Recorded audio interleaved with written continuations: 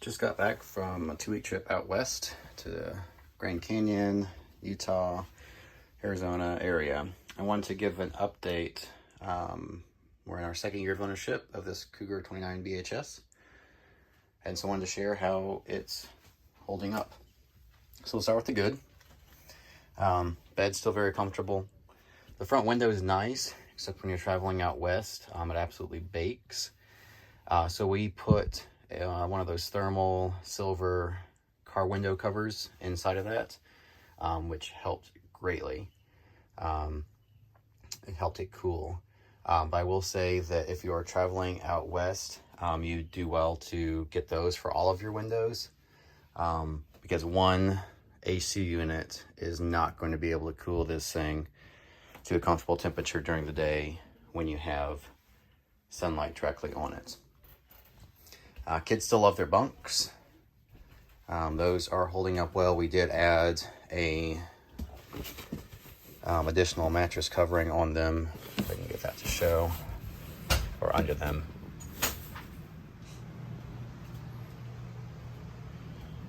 So yeah, kids still enjoy them. The extra mattress helps. This one does have the storage underneath, however, it's very difficult to get to.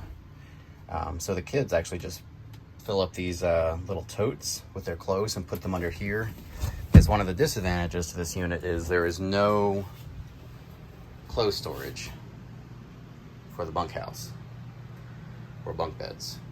There's these little cabinets here, but nothing for hanging clothes, and we use that for kitchen stuff. So you have to be creative in how you're doing clothes. These controls are still super sensitive, so you put something on them and they'll turn on. Bathroom's nice. Shower works well. Did put a different faucet head on there, or a shower head on there. We do need to remember to pull it off because this is stripping out. And then this window, I still need to get one with a shade because you're backlit at night and you're showing off all your goods to everybody. So we've been hanging a towel up here, but that is stripped out that as well.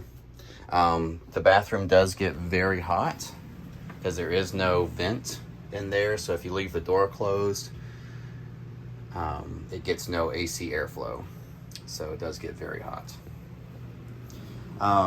Slide's still working fine. Like I said, the air conditioning works, it just won't keep up when it's super hot outside, or when the camper's in direct sunlight. Once the sun goes down, it does fine.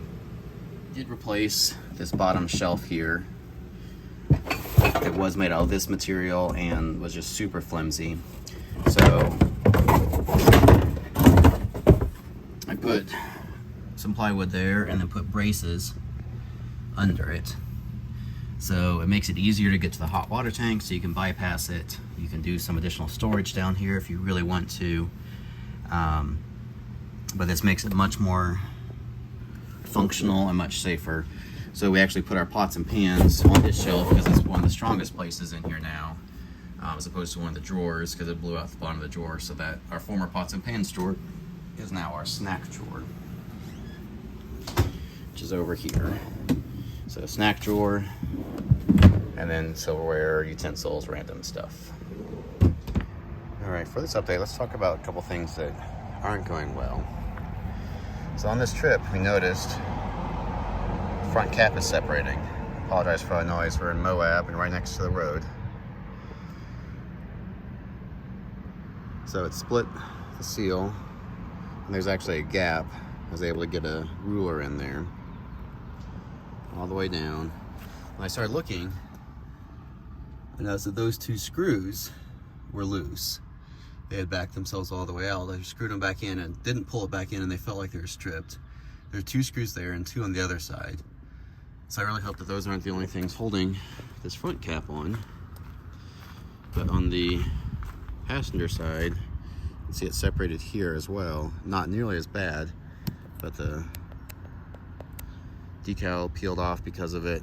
So we've contacted Keystone. It's under a 3-year warranty.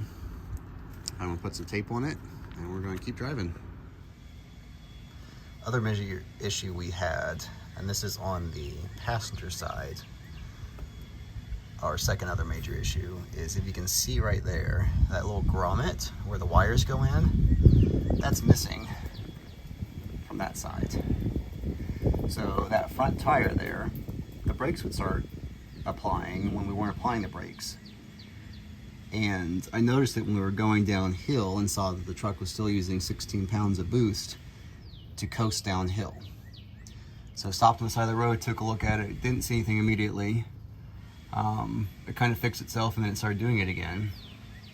So I found out that the wire going in was frayed, and it was metal on metal, so it was grounding out and probably causing the brakes to apply. So some Gorilla Tape to the rescue. Wrap that wire with that, and then put some Gorilla Tape around where the grommet should be. The second one did not appear to have any worn areas, but I still taped the metal area with some Gorilla Tape just to make that work, since we didn't have any electrical tape or grommets with us. Last issue we had, I don't know if you can tell, but this tire tread is completely crowned over. It's bulged out all the way around. Notice this when we were in camp emptying our tanks. Shouldn't be able to see that past here. I went ahead and changed it. So in doing that, found out that this will not fit where the spare tire fits. So I had to carry it in the back of the truck. And the bolts that hold the spare tire on are a different size than the lug nuts. So that's fun. So if you have one of these, double check to make sure you have the right size sockets for both the lug nuts and for the spare tire holder. So I need to see if this has a warranty on it or not. The other ones are fine, the spare's fine, but this one is completely crowned out, which makes me think the belt failed. And I'm glad I saw it before we took off. All right, last couple things. This back door leaked constantly. You could see daylight through it. I mean, even light rain would cause water to come through.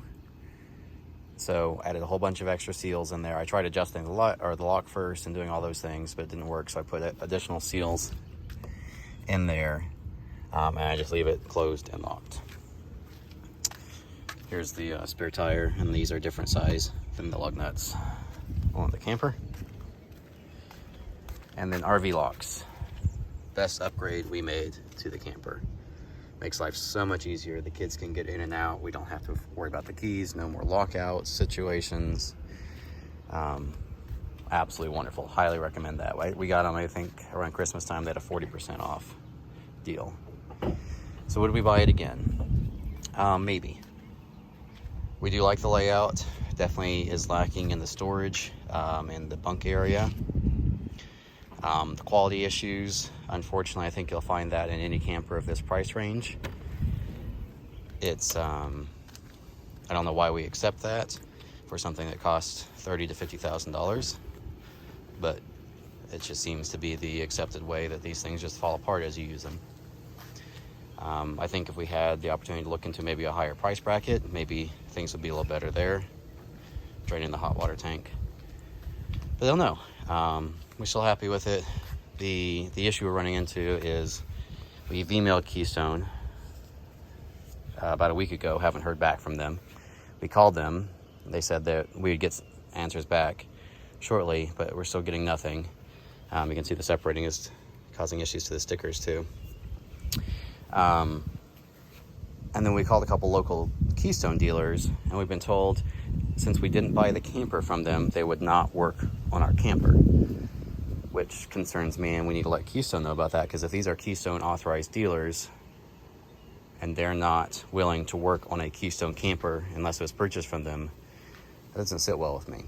So we'll be continuing to work on that, trying to get the front cap fixed. I'll probably put more tape on it since it doesn't seem like that's going to happen anytime soon. And then we'll go from there.